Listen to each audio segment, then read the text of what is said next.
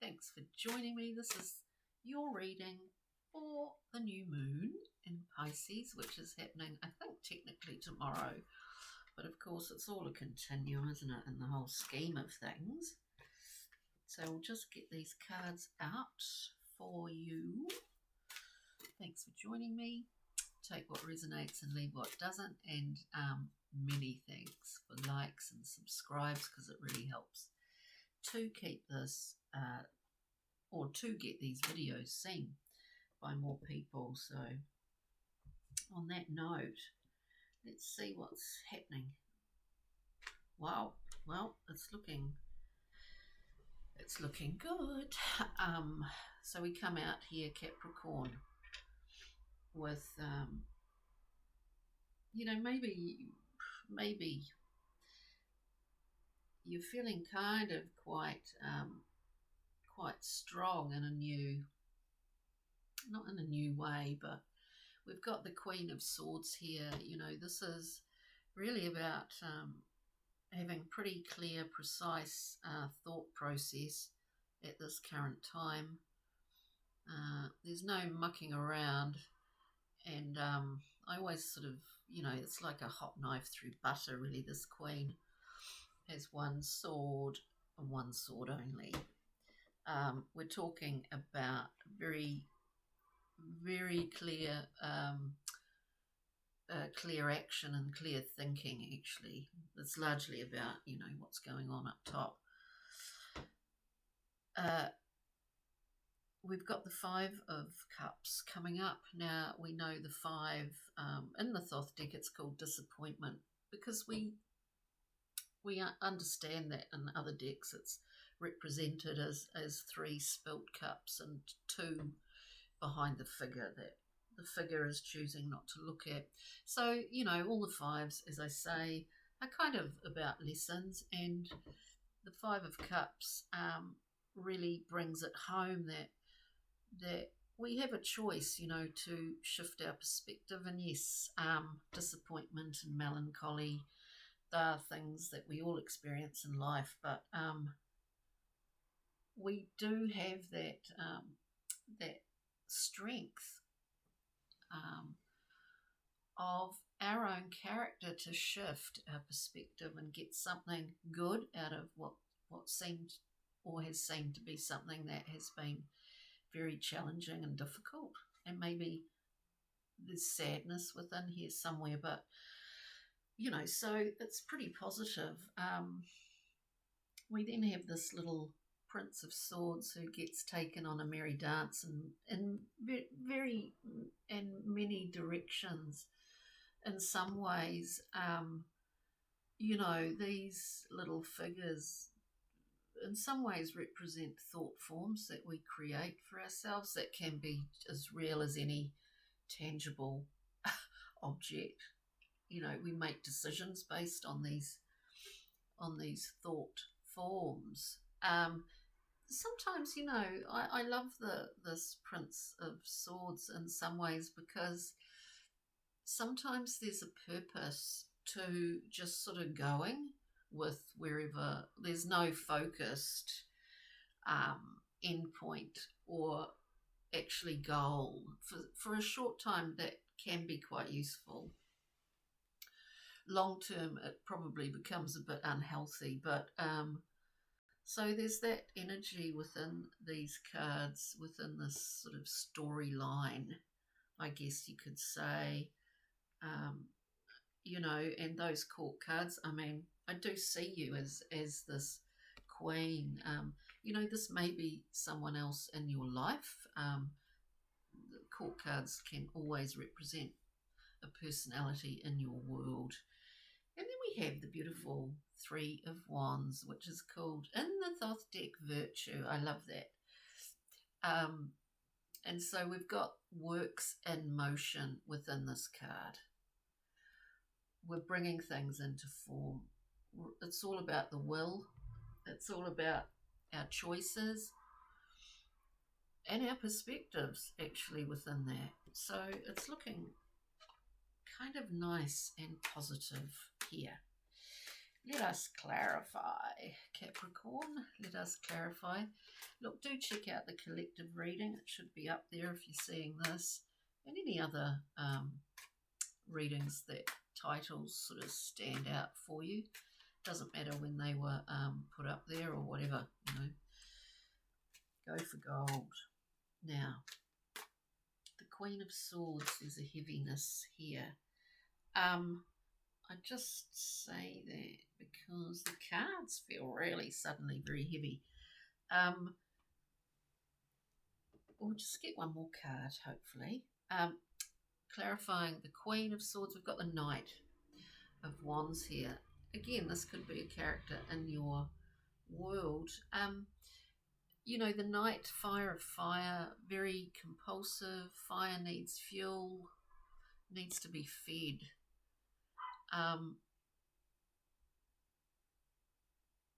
And what I also find interesting about the Knight of Wands is the salamander.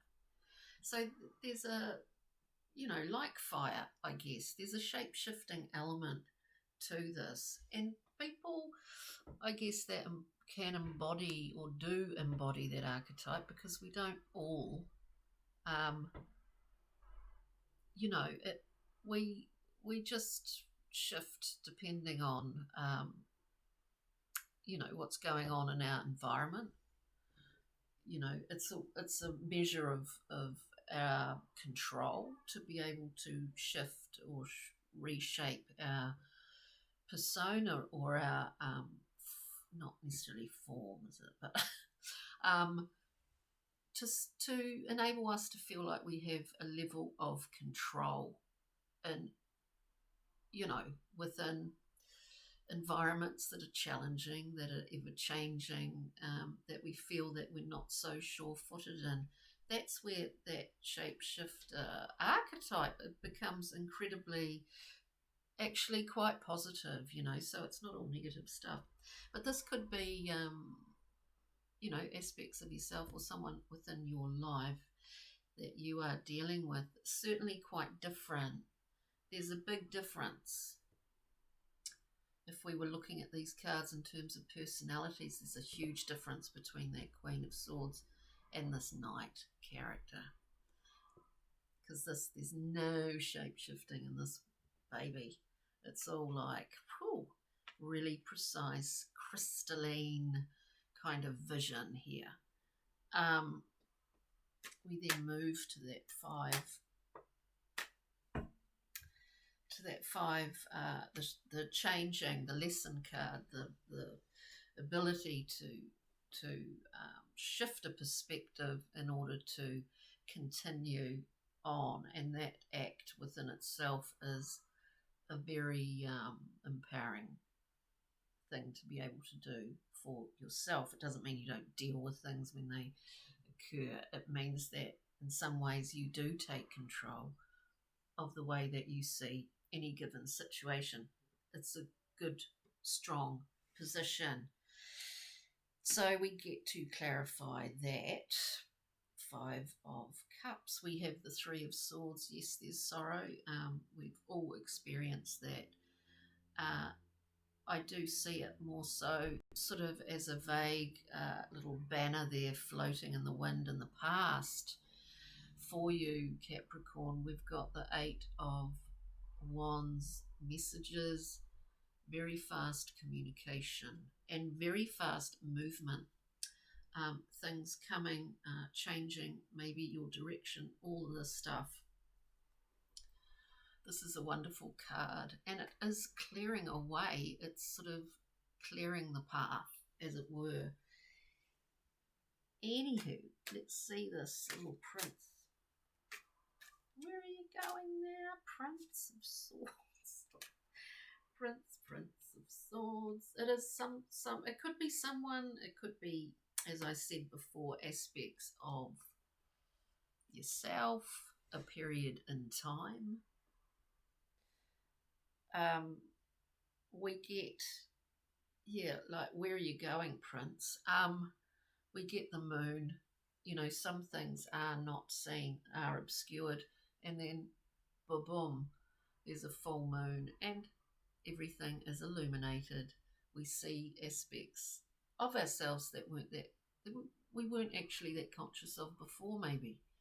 You know, all of that sort of stuff exists within the moon. There's a lot of things that are unseen, and further on down the track are then illuminated.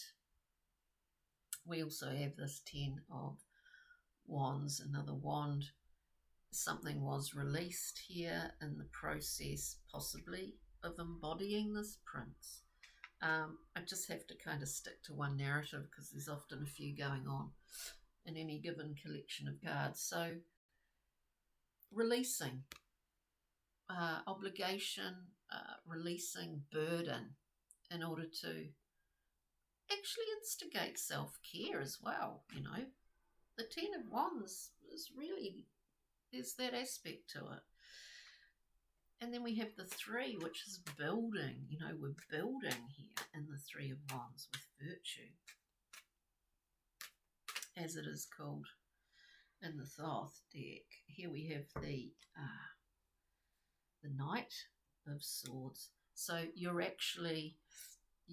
Capricorn, I do see it as going from you know, when we put together a plan, we're thinking about what we want to do next. Well, now you're putting it into action. You're in it. You know, you're actually part of it. Which sounds sort of stupid saying that, but you're part of it. You're driving it. But I mean in a physical sense. It's not just thought now. And we talk about these thought forms, you know, taking this prince in a merry direction, dance, whatever way you want to look at it, they are real. Some of them are very beneficial and will come to fruition, and some are not. And those fine threads, that the fine reins that Prince attaches to these thought forms can easily be sliced, to let go of, you know, because they're not serving a purpose. They don't hold substance.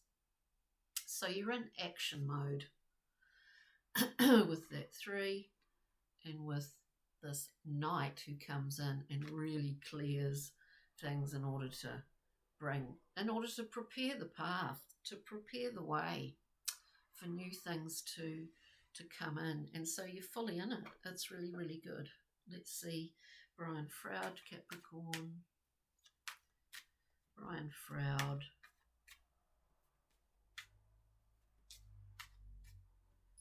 One card, yeah. And this has been a long journey. It's been long. It's been a challenge. We've got Guardian at the gate. We've been in this stream for a long time, and this is just the little tight bottleneck that we have to pass through. We don't know necessarily what's on the other side, but we move through because we need to move through it. Beautiful stuff. And let's get a rock mineral crystal. And we've got blue topaz, which is lovely, isn't it? It's beautiful. Finding spiritual ally, higher wisdom, abundance, and forgiveness. Capricorn. So that's pretty lovely. On that note, thanks for joining me. Take good care and enjoy this new moon, planting of the seeds and all of that, however you choose to recognize it. On that note, ka kite, have a good week. Cheery for now, bye.